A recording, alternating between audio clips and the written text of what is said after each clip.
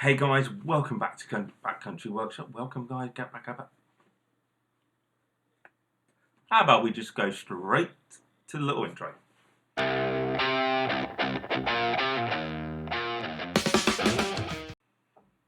Hey guys, welcome back to Backcountry Workshop. I am Ryan. Today's reaction video is going to be about the US Army Special Forces Green Berets. So yeah, we're going to watch it. We're just going to see what they say.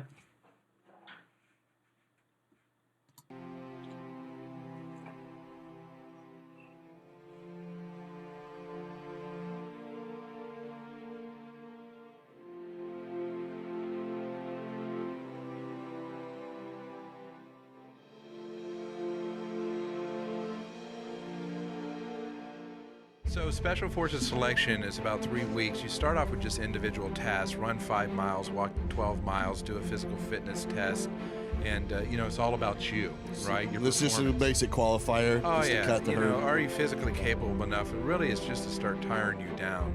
And then they put you into what they call Team Week. And they put you together with a group of people you never met in your life. There's no rank, there's no name, just a number. And the first test, they have a Jeep with only 3 wheels, right? A piece of rope and 2 poles, and they bring somebody over, number 26, come here. Here's your mission. I want you to take that tank of your people, and I want you to meet us at this grid coordinate in 4 hours. What are your questions? Get going.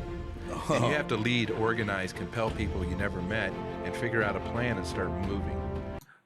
So just listen to that a little bit there. Absolutely makes sense. Like,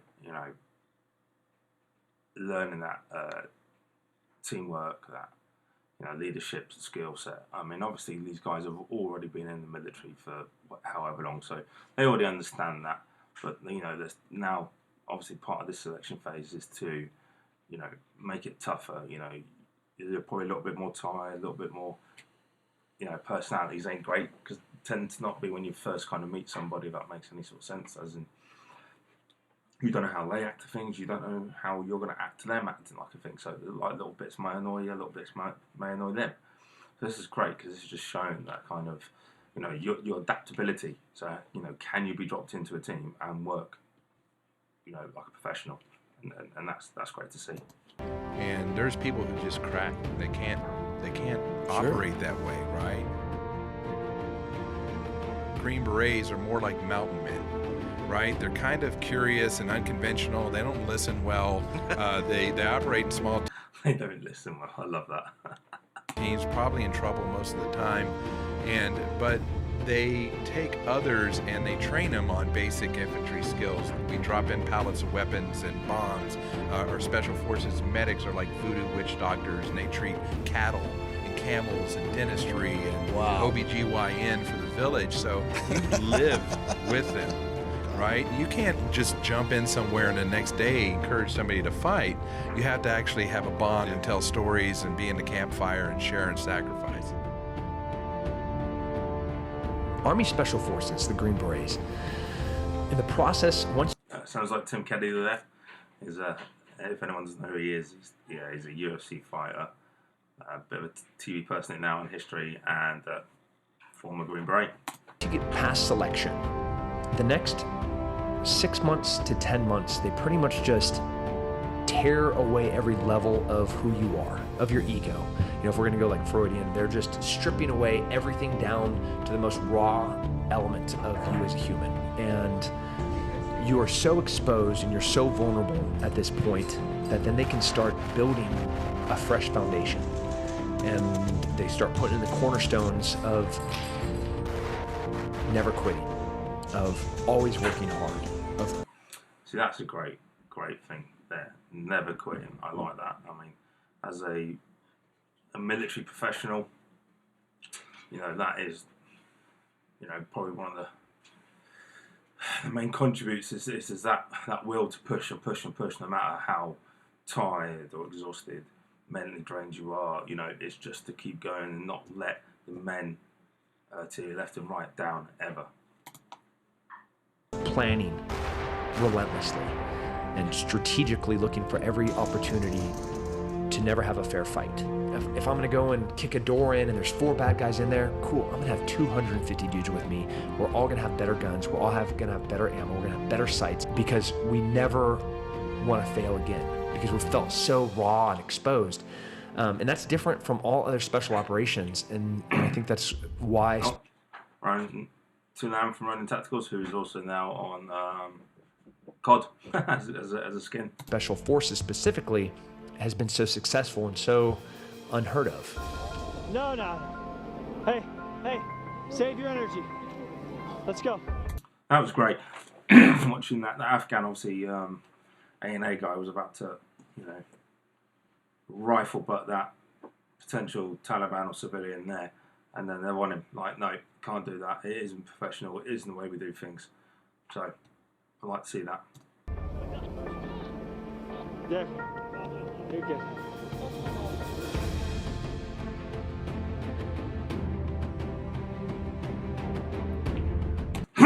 Sorry, excuse me.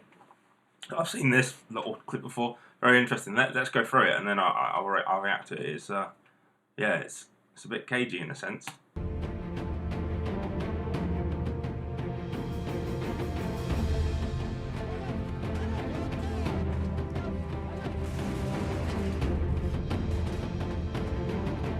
So there, you could hear the round start again, and obviously something's just gone bang there.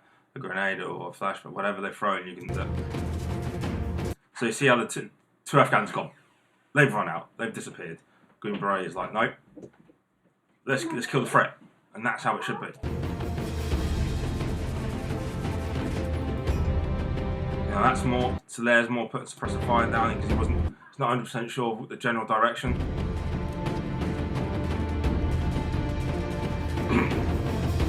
And then, yeah, engaging the enemy and eliminate the enemy.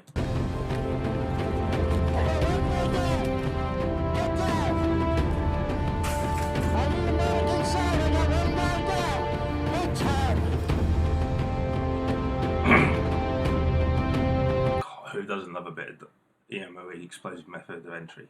Ooh, that is always fun.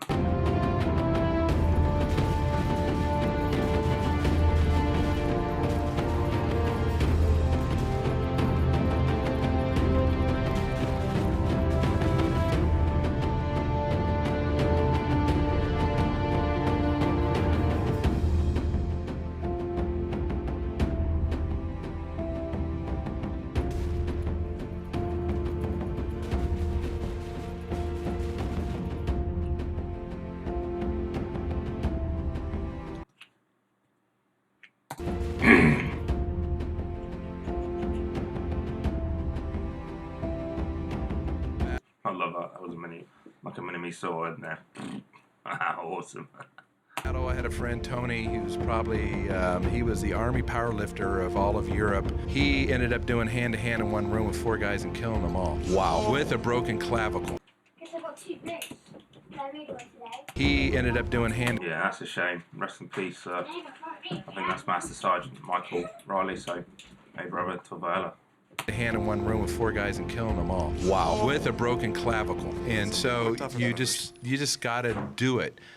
And, sometimes you'll run into a room and guys will surrender right there. Sometimes, they'll start shooting. And you're just, right there. Sometimes, they'll start shooting. And you're just, I don't really stop. I thought I recognized the guy, but I don't recognize him. So it was someone else. Going. That's Tim Kennedy. We have multiple ways to infill, whether it's airborne, air assault, vehicles, walking. You analyze the mission right in front of you. There's this compound, there's 50 houses around it. They can hear the helicopters coming because of the height of the mountains around it. We have everything in our arsenal. You truly plan your own mission, and then you tell the leadership what assets you need, the type of guns you need, right? The distances you'll be engaging. And that's very true, even with a lot of not just Green Berets, but even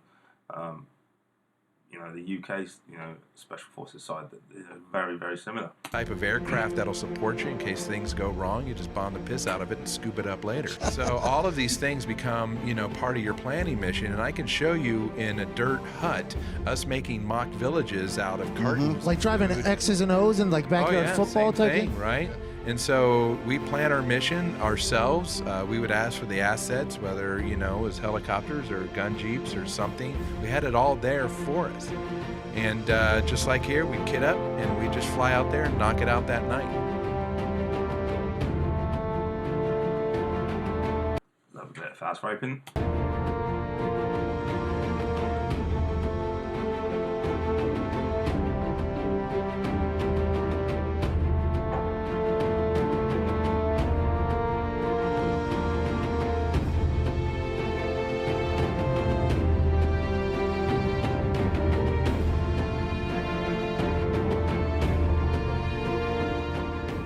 I've served in the Army for 23 years, and Special Forces has been the best experience of my life.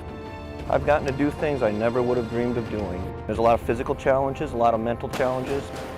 The thing we bring to the table, which conventional forces seem to value the most, is our ability to operate in small units with little or no supervision, sound, mature decision making, and our language skills. I mean, that is what sets an SF operator apart from a regular force, is their ability to do that, to be one SF being put into a troop of regulars and taken, not taken over, but utilising them and saying, look, this is a task, we need you, this is what we're going to do, and being on his own,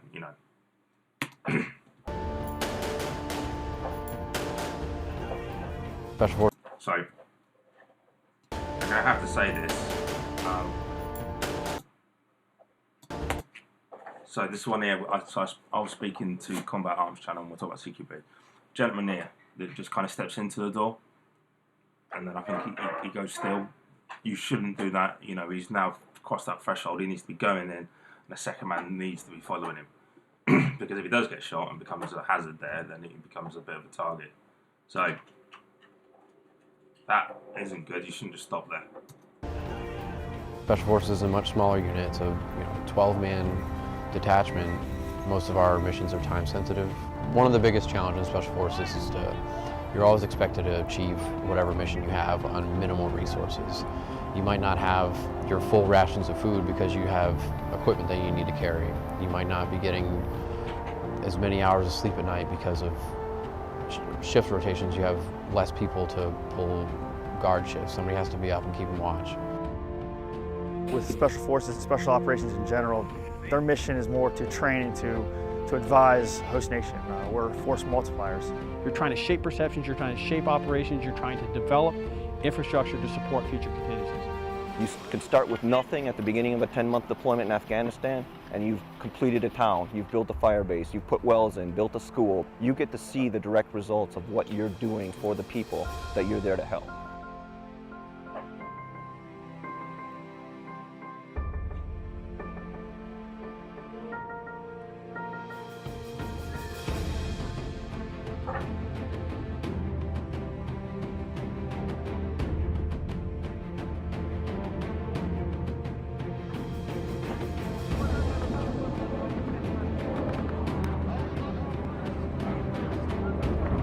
Yeah, baby. I love that.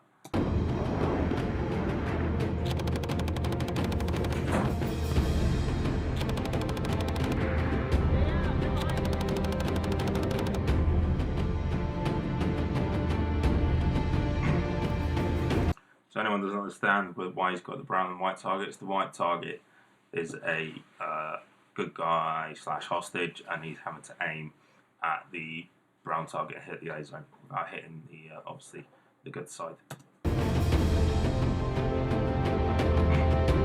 Gavin. Excuse me. One thing I never got to do in the Marines was to do any airborne stuff in it. I'm a bit gutted I didn't actually. I would have loved that.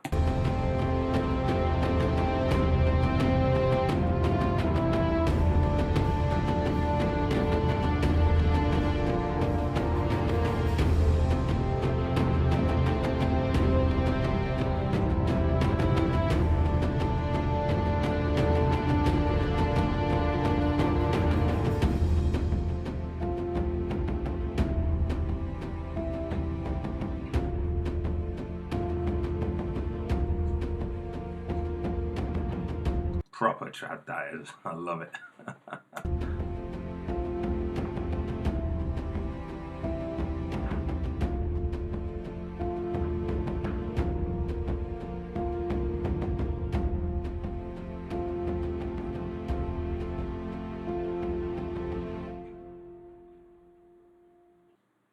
Yeah, that was quite a cool video actually. I like that.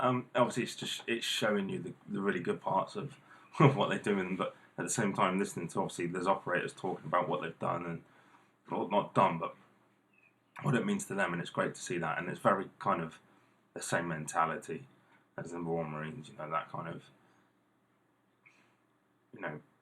brotherhood. You can hear that in their voice, so it's great.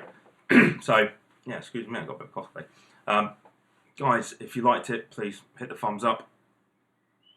If you are watching it all the way through and you didn't see the first part or whatever, please don't forget to subscribe and don't forget to follow me on Instagram and Facebook. Everyone have a great week. Stay safe.